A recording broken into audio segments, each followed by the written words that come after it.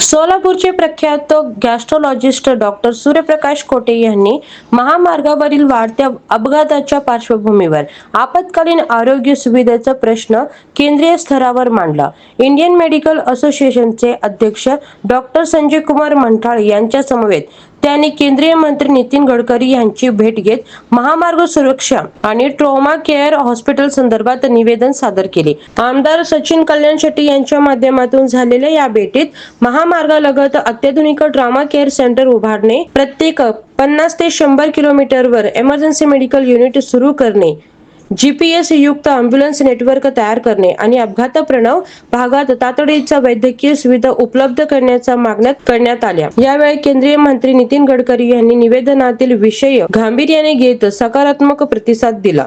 Golden अवरमध्ये योग्य उपचार मिळाल्यास हजारो जीव वाचू शकतात, असे मत डॉक्टर सूर्यप्रकाश कोटे यांनी व्यक्त केले.